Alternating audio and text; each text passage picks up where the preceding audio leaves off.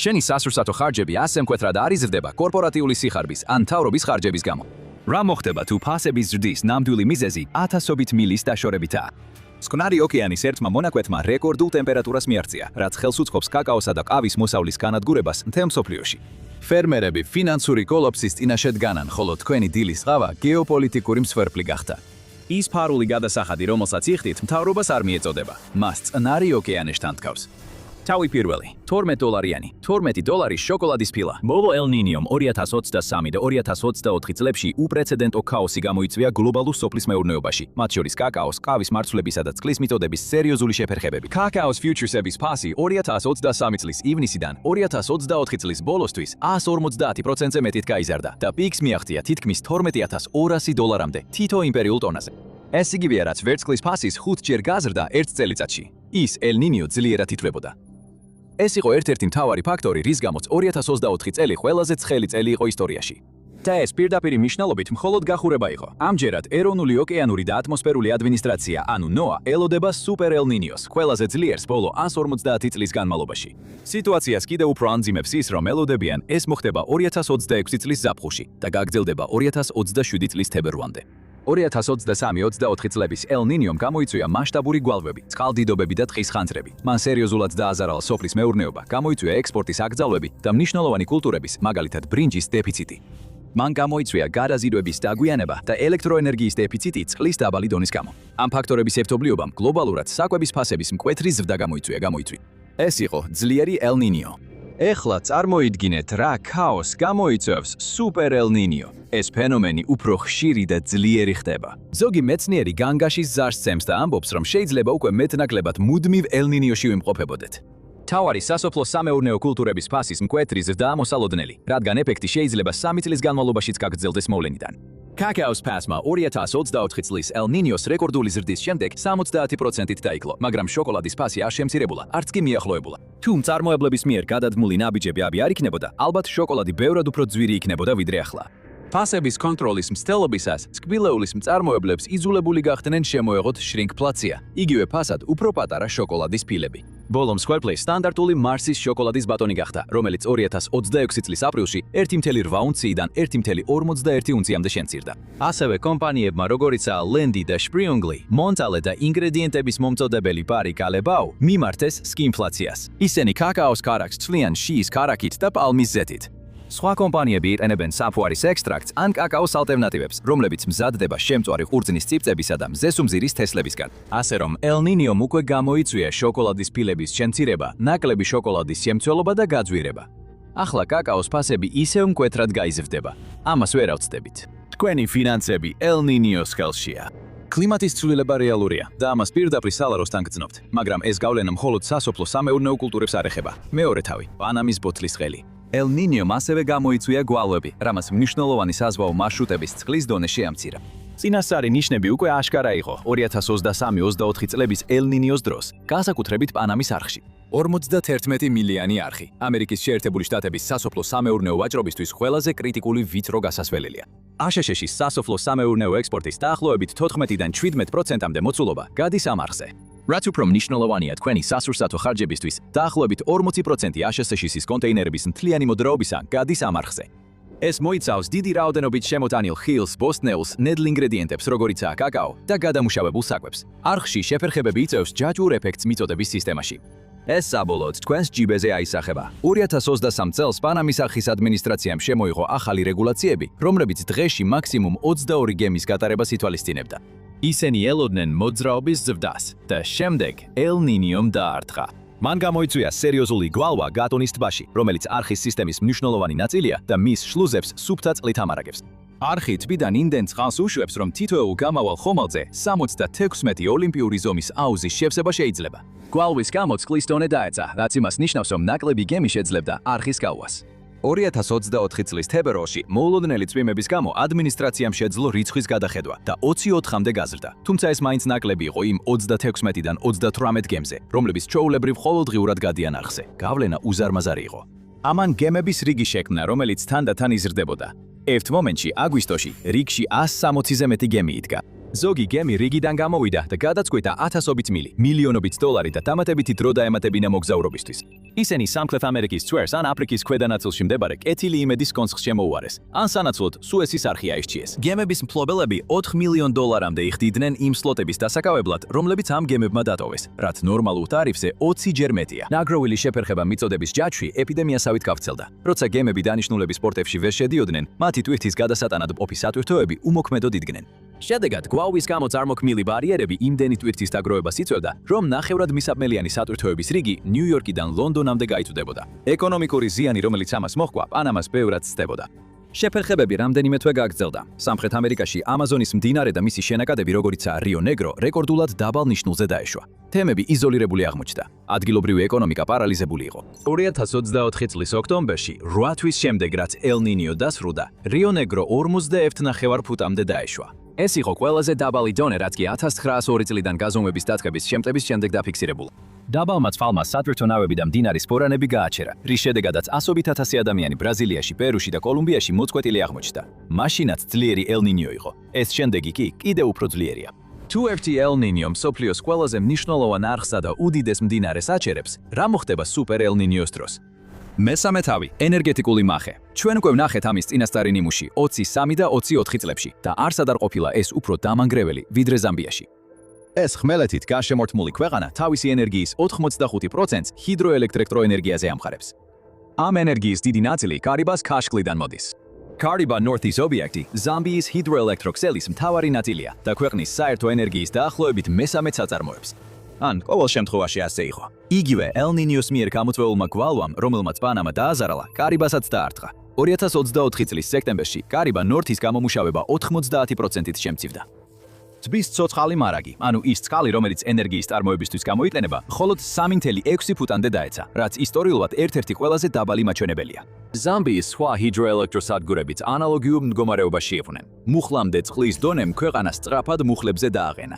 ზამბიის ეროვნული ელექტროენერგიის მოთხოვნა საშუალოდ 2400 მეგავატს შეადგენს. სექტემბერში კი მიწოდება 900 მეგავატამდე დაეცა, რაც დაახლოებით 60%-იანი შემცირებაა.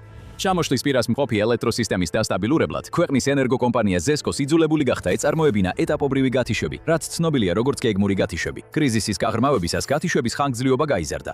კრიზისის პიკზე მთელი ქვეყანა დღეში 21 საათამდე სიბნელეში იყო ჩაძირული. ზამბიის მოსახლეობა უკვე მიჩვეული იყო 4-დან 8 საათამდე დენის გეგმიურ გათიშვებს, სანამ 2024 წლის სექტემბერში 21 საათიანი გათიშვები დაიწყებოდა. 8 თვის შემდეგაც კი ისინი ყოველდღიურად 17 საათიან ელექტროენერგიის გათიშვებს აწყდებოდნენ. დღესაც კი ქვეყანა კვლავ იტანჯება დენის ცვალებადი გრაფიკით გათიშვებით, რადგან ენერგეტიკული დეფიციტი ჯერ არ მოგვარებულა. ბოლო ელ ნინიოს შედეგები ეკონომიკაზე მძიმე იყო. შემცირებული სამრეწველო წარმოება, დაკარგული სამუშაო საათები და შენელებული ეკონომიკური აქტივობა. მაგრამ ელექტროენერგიის გამომუშავების შემცირებას კიდევ ერთი შესაძლოა უფრო დამანგრეველი გრძელვადიანი შედეგი აქვს. სუფთა და მწვანე ენერგიის წყაროებზე გადასვლის პროცესის შეფერხება. როგორც უმეტეს ქვეყნებში, ზამბია ცდილობდა ენერგიის დივერსიფიკაციას სუფთა ტექნოლოგიების დანერგვით. ქვეყანა მზის ელექტროსადგურების აშენებაზე რამდენიმე ხელშეკრულება გააფორმა. მათ შორისაა 2 მილიარდი დოლარის ხირებულების ხელშეკრულება არაბთა გაერთიანებული საამიროების სახელმწიფო კომპანიასთან, Mazdarთან და ელექტროენერგიის შესყიდვის შეთანხმება კანადურ კომპანიასთან, Skypower Global-თან. ისინი იმედოვნებენ, რომ საკმარის მზის ენერგიას მიაწვდიან 4 მილიონ ოჯახს. ახლა ზამბია იძულებულია სასოწარკვეთილ მცდელობას მიმართოს, რომ განათება არ გამოირთოს. ისინი ქვანახშირს მიმართავენ. 2026 წლის ივნისში ქვეყნის სახელმწიფო საინვესტიციო კომპანია ZCCM Investments Investments Holding-მა ჩინურ კომპანიასთან Wonderful Group Services Limited-თან პარტნიორობა გამოაცხადა. მიზანია შეიქმნას მსხვილი ქვანახშირის თბოელექტროსადგური, რომელიც სავარაუდოდ 600 მეგავატამდე ელექტროენერგიას გამოიმუშავებს. მთავრობას სხვა არჩევანი არ აქვს. მათ სჭირდებათ, რომ მაღაროები მუშაობდეს, ქარხნები ფუნქციონირებდეს და ოჯახები ელექტროენერგიაზე იყვნენ მიერთებული, სანამ განახლებადი ალტერნატივები ვითარდება. მათი თქმით, ქვანახშირის თავაზობს იმას, რასაც მზისა და ჰიდროენერგია ვერ ახერხებს. ის აწარმოებს ელექტროენერგიას დღე-ღამის ნებისმიერ დროს, მიუხედავად ნალექის, ღრუბლიანობის ან სეზონური ამინდის პირობებისა, მაგრამ ამავდროულად ის აჩქარებს გლობალურ კლიმატურ კატასტროფას. მოკლევადიან გადარჩენას გრძელვადიან კატასტროფაში ცლიან. სასტიკი ირონიით, მწვანე ენერგიაზე გადასვლას აფერხებს სწორედ ის კლიმატის ცვლილება, რომელსაც უნდა ებრძოლოს და ზიანი მხოლოდ ენერგიის დეფიციტით არ შემოიფარგლება. მეოთხე თავი, ბრინჯის ომები. წყლის ნაკლებობა მხოლოდ შუქის გამორთვას არ იწვევს. ის წლის გლობალურ საკვების მარაგებს, ზრდის მასობრივი შიმშილის საფრთხეს და აძვირებებს დეფიციტური ძირითადი საკვების, მაგალითად ბრინჯის ფასებს. ბოლო 10 წლების განმავლობაში ინდოეთი გახდა და მსოფლიოს უმსხვილესი ბრინჯის ექსპორტიორი. 2022 და 2023 წლებში გლობალური ბრინჯის ექსპორტის 40% მის წილზე მოდიოდა. ინდოეთის ექსპორტში ნებისმიერი შეფერხება დრამატულად აისახება მთელ მსოფლიოში. და სწორედ ეს მოხდა 23-24 წლის ელ-ნინიოს პერიოდში. აზიაში ბრინჯი ადამიანების კვების საფუძველია. ის უზრუნველყოფს საერთო მოხმარებული კალორიების 40-დან 67%-მდე. ბანგლადეშიდან ნეპალამდე ქვეყნები ძლიერ არიან დამოკიდებული ინდოეთიდან იმპორტზე. აი, რატო გავრცელდა პანიკა 2023 წლის ივლისში, როდესაც ინდოეთმა მოულოდნელად დაუყოვნებლივ აკრძალა ბასმატის გარდა სხვა ბრინჯის ექსპორტი. 40-ზე მეტი ქვეყანა ინდოეთზეა დამოკიდებული ბრინჯის იმპორტის ნახევარზე მეტისთვის და აკრძალვამ ინდოეთის ბრინჯის ექსპორტის დაახლოებით 25% იმოქმედა. ეს მხისიერ პანიკას გამოიწვია. აკრძალვა დაახლოებით 14 თვე გაგრძელდა, ხოლო ინდოეთის მთავრობამ ის 2024 წლის სექტემბერში მოხსნა. ამ პერიოდში ინდოეთის ბრინჯის საერთო ექსპორტი წინა წელთან შედარებით 34%-ით შემცირდა. არაბასმატის თეთრი ბრინჯის ექსპორტი 88%-ით შემცირდა. ეს კალორიული ეკვივალენტი იყო იმისა, თითქოს აშეთეშისის ყველა Walmart-ის თაროებიდან ბრინჯისთვის თითოეული მართვალი ამოეღოთ. შედეგი: ბრინჯის ფასების მასიური ზრდა მთელ მსოფლიოში. აზიისა და სუბსაჰარული აფრიკის ქვეყნები ახალი მომწოდებლების ძიებაში ჩაებდნენ, მაგრამ ტაილანდი, ვიეტნამი და სხვა მსხვილი ექსპორტიორებიც ელ-ნინიოს გავლენას განიცდიდნენ. 2024 წლის თებერვალში ტაილანდური ბრინჯის საცნობარო ფასმა 22%-ით მოიმატა და ბოლო 15 წლის განმავლობაში ყველაზე მაღალ ნიშნულს მიაღწია. შოკი ამით არ დასრულებულა. ბრინჯის ფასები აზიასა და აფრიკაში მკვეთრად გაიზარდა, განსაკუთრებით მძიმედ დაატყა ქვეყნებს როგორიცაა ნეპალი, ფილიპინები და სენეგალი. ამ არეულობებმა უდავოდ გაზარდა საკვების დეფიციტი და სიღარიბე იმ ადგილებში, სადაც ამას ყველაზე ნაკლებად შეეძლოთ გაცლება. მხოლოდ სუბსაჰარული აფრიკის კეთილდღეობის დანაკარგები აკრძალვის პირდაპირ შედეგის სახით დაახლოებით $353 მილიონ არის შეფასებული. მას შემდეგ რაც აკრძალვა მოიხსნა, ინდოეთმა და სხვა ქვეყნებმა გაზარდეს მიწოდება. ამან ხელი შეუწყო ფასების მნიშვნელოვან ვარდნას უფრო ნორმალურ დონემდე, სანამ შემდეგი სუპერ ელ-ნინიო დადგება. თუ შიდა მარაგების საფრთხის ქვეშ დადგება, ინდოეთმა დაამტკიცა, რომ მზად არის ექსპორტი შეაჩეროს შიდა ბაზრის სტაბილიზაციისთვის. და ეს მხოლოდ ბრინჯს არ ეხება, ყველა წყლის მომთხოვნი კულტურა, როგორიცაა შაქარი, პალმის ზეთი და ბამბა, რისკის ქვეშა. ძალიან ცოტა რამ არღვევს საზოგადოებებს ისე სწრაფად, როგორც ძირითადი საკვების დეფიციტი და მიუწვდომლობა, განსაკუთრებით განვითარებად ქვეყნებში. მიგრაციის ზრდა, გეოპოლიტიკური არასტაბილურობა, კონფლიქტები და მაღალფასიანი სასუსტა $12 შოკოლადის ფილა, წყლის დეფიციტი და ბრინჯის კრიზისი. იზოლირებული კატასტროფები არ არის, ისინი დაკავშირებულია მასიურ ატმოსფერულ სისტემასთან და ეს სისტემა იშლება. მეხუთე თავი, უხილავი ძრავა. ელ-ნინიოს შემთხვევაში ყურადღების უმეტესობა გამახვილებულია იმაზე, თუ როგორ იწვევს ეს ფენომენი ზღვის ზედაპირის ტემპერატურის მატებას ტროპიკულ წყნარ ოკეანეში. ეს თავისუფლად იწვევს ნალექების დარღვევას, გვალვებს, წყალდიდობებს და სხვა მრავალ კლიმატურ პრობლემას. ეს პრობლემები ძალიან რეალურია, მაგრამ მაღალი ტემპერატურა ყველაზე საშიში შედეგი არ არის. ელ-ნინიო ანგრევს გლობალურ თვიმის მექანიზმს და შედეგები შეიძლება წარმოუდგენელი იყოს. წყნარი ოკეანის ზემოთ აღმოსავლეთ-დასავლეთის ატმოსფერულ ცირკულაციას ვოლკერის ცირკულაცია ეწოდება და სწორედ ეს ქარის ნიმუშები განსაზღვრავს, როგორ მიმდინარეობს გლობალური ვაჭრობა. ისინი ასევე დიდ როლს თამაშობენ გლობალური კლიმატის ფორმირებაში. ჰაერი ამოდის ტროპიკულ დასავლეთ წყნარ ოკეანეში და ატმოსფეროს ზედა ფენებში აღმოსავლეთისკენ გადაადგილდება. შემდეგ ჰაერი ისევე შვება ქვემოთ, აღმოსავლეთ წყნარი ოკეანის თავზე, სადაც ზედაპირული ქარები მას ისევ დასავლეთისკენ უბერავს. ეს ყოველთვის სტაბილური არ არის. ზოგჯერ ის სუსტია, ზოგჯერ კი ძლიერი. ელ-ნინიოს დროს ვოლკერის ცირკულაცია სუსტდება, რაც ამცირებს აღმოსავლეთის ქარებს ტროპიკულ წყნარ ოკეანეში. ეს ცვლილება არღვევს გლობალურ ამინდის რეჟიმებს. დასავლეთ წყნარ ოკეანეში, მათ შორის ინდონეზიასა და ავსტრალიაში, უფრო ცხელა და მშრალია, რაც ხშირად იწვევს გვალვას. ამავე დროს, აღმოსავლეთ წყნარ ოკეანეში ხდება საპირისპირო, უფრო ძლიერი ნალექები და წყალდიდობა ისეთ ადგილებში, როგორიცაა პერუ და ეკვადორი. შედეგად წარმოიქმნება უკიდურესი დისბალანსი. ზოგ რეგიონში წვიმა ჭარბად მოდის, სხვაგან კი ძალიან ცოტა და ამ ყველაფრის შედეგები ვრცელდება მოსავლის წარმოებაზე, სტიქიური უბედურებების რისკზე და ეკონომიკურ არასტაბილურობაზე მთელ მსოფლიოში. და თქვენ სასურსათო ხარჯებზეც. 2023-24 წლების ელ-ნინიოს დროს ზღვის ზედაპირის ტემპერატურამ პიკზე დაახლოებით 29-30 გრადუს ცელსიუსს მიაღწია, რაც რეკორდულად მეხუთე ყველაზე მაღალი მაჩვენებელია. მაგრამ ამჯერად ვოლკერის ცირკულაცია ისე არ დასუსტდა, როგორც მოსალოდნელი იყო. თბილი წყნარი ოკეანის წყლების ეფექტი ნაწილობრივ გაანეიტრალა უპრეცედენტო სიცხე ტროპიკულ ინდოეთისა და ატლანტის ოკეანეებში. ამ დამატებით მას სითბომა ატმოსფერული ცვლილებები გამოიწვია, რამაც გააძლიერა პასატები და გაამყარა უოლკერის ცირკულაცია, რითაც დააბალანსა წყნარი ოკეანის გავლენა. შედეგად საშუალო ნალექის ანომალიები ტროპიკულ წყნარ ოკეანეში ბევრად ნაკლები იყო ვიდრე მოსალოდნელი, მაგრამ შეცდომა იქნებოდა გვეგონა, რომ იოლად გადავრჩით. ასე არ მოხდა, რადგან ამ გაფუჭებული წვიმის ძრავის ეფექტი ტროპიკებში არ რჩება. ის აქტიურად მისდევს დანარჩენ მსოფლიოს. ჭაულური ნაკადის დეფორმაციის გზით. ტროპიკული ნალექი არის სითბოს წყარო, რომელიც გლობალურ ატმოსფერულ ტალღებს ამოწრავებს. რადგან უოკერის ცირკულაციაზე გავლენა სუსტი იყო 23 და 24 წლებში, ამ მოვლენამ ვერ გამოიწვია ძლიერი ექსტრატროპიკული ტელეკავშირები. ტელეკავშირები არის განმეორებადი, ფართომასშტაბიანი ატმოსფერული წნევისა და ცირკულაციის ნიმუშები, რომლებიც ათასობით მილის მანძილზე კლიმატურ ანომალიებს აერთიანებს. ისინი მოქმედებენ როგორც ერთგვარი ხიდი, რაც საშუალებას აძლევს ერთი რეგიონის ამინდის ცვლილებებს გავლენა მოახდინოს სხვა რეგიონზე. ტელეკავშირები შეიძლება გაგრძელდეს კესკვირებიდან თვეებამდე და ხშირად ციკლურად ბრუნდება.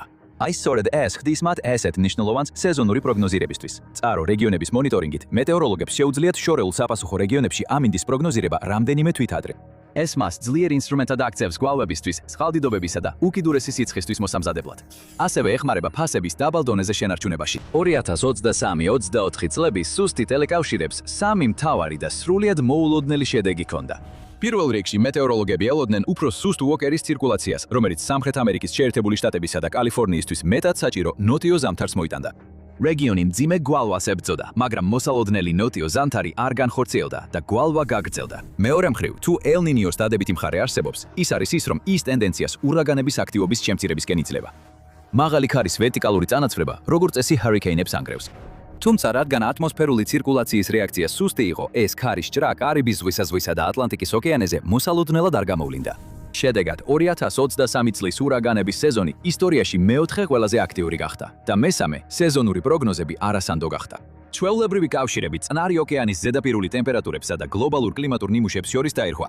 ასე რომ, მაშინაც კი როცა ელ ნინიო სხვანაირად მოქმედებს ვიდრე მოსალოდნელია, მისი გავლენა მაინც მძიმეა. და ეს იმიტომ, რომ ეფექტები მხოლოდ ტროპიკებსა და სანაპირო რეგიონებს არ შემოიფარგლება. მეექვსე თავი, ჭაულური ნაკადის დამახინჯება. პლანეტა ერთი დიდი, ღრმად დაკავშირებული ამინდის სისტემაა და ელ ნინიოს ეფექტები ერთგვარად ყველა კუთხეს ეხება. აშშ-ში ის ამინდის ნიმუშებს თავდატერა აყენებს ელ ნინიოს გავლენის გამო პლანეტის კრიტიკულ ამინდის სისტემაზე, როსბის ტალღებზე. ასევე ცნობილია როგორც პლანეტარული ტალღები. ისინი ინერციული ტალღების ერთ-ერთი ტიპია, რომელიც ბუნებრივად წარმოიქმნება მბრუნავ სითხეებში. ისინი გვხვდება დედამიწისა და სხვა პლანეტების ატმოსფეროში და ოკეანეებში პლანეტის ბრუნვის გამო. როსბის ტალღები გიგანტური ატმოსფერული და ოკეანური სტრუქტურებია, რომლებიც გლობალური ამინდის ფორმირებაში მონაწილეობენ. ატმოსფეროში ისინი მართავენ წნევის სისტემებს და რეაქტიულ ნაკადს. ოკეანეში ისინი გადაადგილდებიან თბილი ზედაპირული წყლისა და ცივი ღრმა ფენების საზღვრებზე. ელ ნინიო არ ღვევს მთელ ამ სისტემას. ის გადაადგილებს ატმოსფერული ენერგიის მთავარ წყაროს, როსბის ტალღების წყაროს დასავლეთ წყნარი ოკეანიდან ცენტრალურ ან აღმოსავლეთ წყნარ ოკეანეში. ელ ნინიოს დროს თბილი ზღვის ზედაპირული ტემპერატურები ცენტრალურ და აღმოსავლეთ წყნარ ოკეანეში იწვევს ატმოსფეროში ძლიერ აღმავად მოძრაობას და ძლიერ ნალექს. ეს აიძულებს ჰაერს ატმოსფეროს ზედაფენებში გავრცელდეს, რაც ქმნის რეგიონს, რომელსაც მეტეოროლოგები ზედატროპოსფერულ დივერგენციას უწოდებენ. როდესაც ეს ჰაერის ნაკადი დედამიწის ბრუნვასა და ფონურ ქარის ნიმუშებთან ურთიერთქმედებს, ის წარმოქმნის ძლიერ როსბის ტალღის წყაროს. ეს წყარო მოქმედებს როგორც სტარტის სიგნალი, რომელიც აწყებს უძრავ როსბის ტალღათა ჯაჭვს, რომელიც მიემართება ჩრდილო-აღმოსავლეთისკენ ჭაულური ნაკადის გასწვრივ საშუალო განედებში. შეერთებულ შტატებში ეს ხშირად აღალიბებს მდგრად დაბალი წნევის სისტემას ალასკის ყურეში, რაც ელ ნინიოს ზამთრების დამახასიათებელი ნიშანია. შედეგად, მშრალი პირობები ხშირად კალიბდება კანადის დასავლეთ ნაწილში და აშშ-ის ჩრდილოეთში, მაშინ როცა შტორმები და გრილი ჰაერი მიემართება აშშ-ის სამხრეთისკენ. შუა დასავლეთში თოვლი არ იქნება.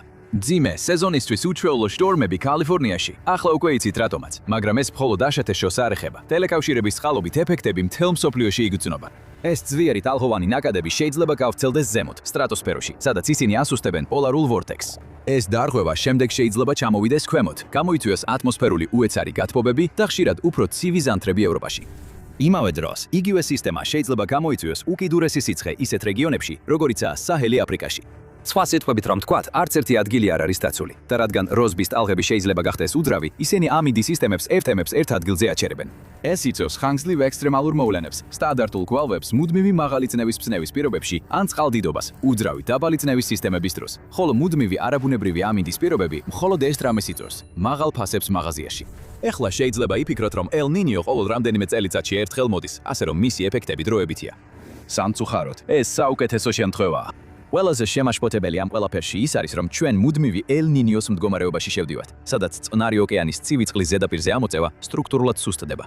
ხევანდელი უფრო გრილი წლები ახლა უფრო თბილია, ვიდრე 1980-იანი წლების ცხელი წლები. და ეს ტენდენცია აშკარად ძალიან სწრაფად იზრდება. მეშვიდე თავი, ციკლის დასასრული. მთელი იმ ქაოსის მიუხედავად, რაც მან გამოიწვია და კვლავაც იწვევს, 2023 და 2024 წლების ელ ნინიო უფრო მსუბუქი აღმოჩნდა, ვიდრე პროგნოზირებული იყო. მიუხედავად ამისა, 2023 და 2024 წლებში გლობალური ზღვის ზედაპირის ტემპერატურამ საშუალოდ მთელი ოკეანის მასშტაბით 0.2-0.3 გრადუსით გადააჭარბა 1987-1988 წლების სუპერ ელ ნინიოს მაჩვენებლებს. გლობალური ოკეანის გათბობის მასშტაბის გასაგებად, ოკეანეები ყოველ წამში შთანთქავენ იმდენივე ენერგიას, რამდენსაც 5 ჰიროსიმას ატომური ბომბი.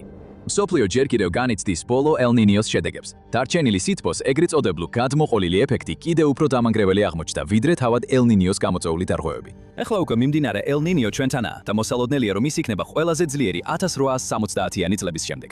მაგრამ სანამ ამ ელ ნინიოსა და მისი შემდგომი შედეგებისგან გონს მოსვლას მოვასწრებთ, შემდეგი ელ ნინიო მოვა და მერე კიდევ შემდეგი. ამიტომ საკვებისა და კომუნალური ხარჯების შემსუბუქების პერსპექტივა სულ უფრო დამთრგუნველია. საკვების დეფიციტი და მიწოდების შოკები ძალიან ალბათობით უფრო მრავალფეროვანი და მძიმე გახდება. ასევეა პოლიტიკური არასტაბილურობა და კონფლიქტიც. მაგრამ არსებობს კიდევ ერთი ელ ნინიოს მიერ გამოწვეული ფაქტორი, რომელიც ასევე მნიშვნელოვნად უწყობს ხელს ინფლაციურ ფასებზე ზეწოლას ყველა საქონელსა და მომსახურებაზე. თანამედროვე მსოფლიო დაუსაზღვევად იხდება. მერვე თავი, სადაზღვეო პუნქტი. ელ ნინიოს გავლენა თელეკავშირებზე ზრდის გლობალურ სადაზღვეო პრემიებს, რადგან ის ქმნის გაუთვალისწინებელ ერთდროულ და ფართომასშტაბიან ამინდის ექსტრემალურ მოვლენებს, რომლებიც აჭარბებენ ტრადიციულ რისკის მოდელებს და ამცირებენ გადაზღვევის კაპიტალს. Super El Niño არის მოვლენა, რომელსაც შეუძლია რისკებზე გავლენის მოხდენა გეოგრაფიულ არეალებში, საფრთხეებსა და ბიზნესის სხვადასხვა მიმართულებებში. მისი შესაძლო გავლენების პროგნოზირება რთულია, თუ არა შეუძლებელი. დამზღვევებისთვის ეს არის საბოლოო ქოშმარი. ელ ნინიოს მოვლენებს ერთ რეგიონში შეიძლება ერთდროულად გამოიწვიოს წყალდიდობის სარალი, მეორეში გვალვისგან გამოწვეული მოთხოვნები, ხოლო სხვაგან ტყის ხანძრის რისკი.